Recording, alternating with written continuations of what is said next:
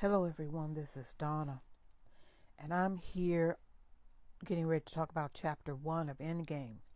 Number 1, I want to say that Chapter 1 is filled with historical information.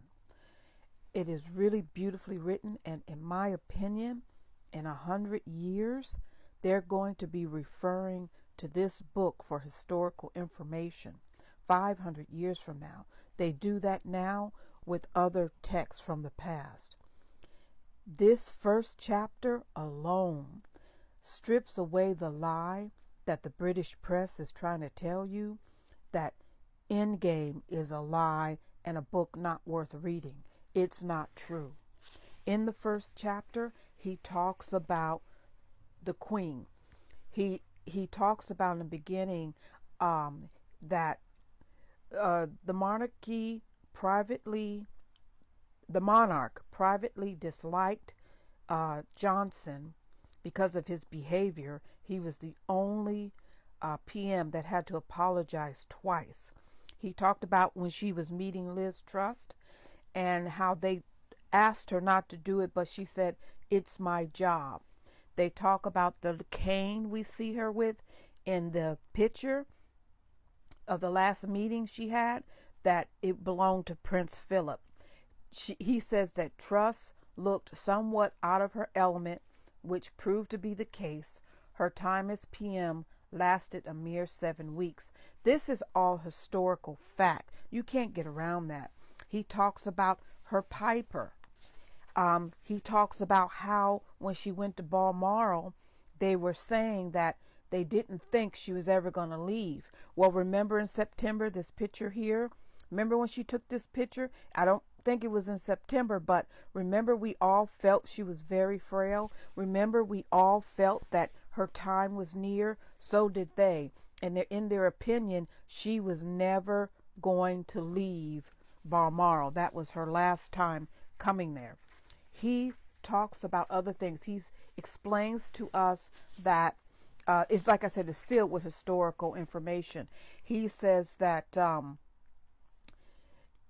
the one thing was that at the end, when they were taking the Queen to her last rest, okay, that for a family so known for sharing some of their most private moments through back channels with the press, this is the one time they all universally agreed to keep the details to themselves. And they're talking about that last moment when they took the Queen to the chapel to be laid to rest with her family.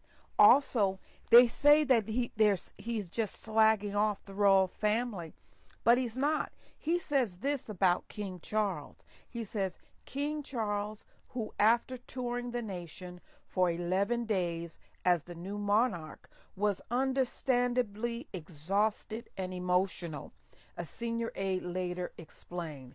He talks about how they were, how people who used to work for the royal family helped him write this book.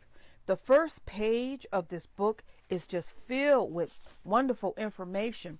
There's one thing in the book that talks about the flowers that were on her coffin and how the Queen picked them out and how and what the flowers meant, and how the flowers, the sweet peas meant goodbye and farewell.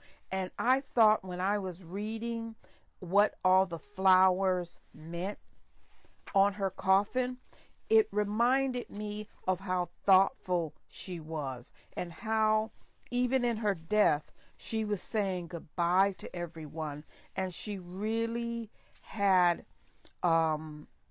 just an attitude about her funeral. She really thought about it, and she made sure that everything was important. Like her flowers meant, they represented kindness, commitment, and perseverance, harmony, and understanding.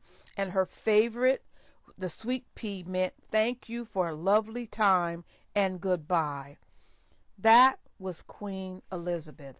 And the reason why, when you read this book, like I said, the first chapter, they're doing you a disservice when they say there's something wrong with this book. The first chapter alone is brilliant. It's a historical chapter talking about the queen, and it's not just her funeral. It's everything that he could put in about her humor, about the history of the Pipers, just everything, how people felt, and her dedication. And this is why King Charles has such a problem. He has a problem.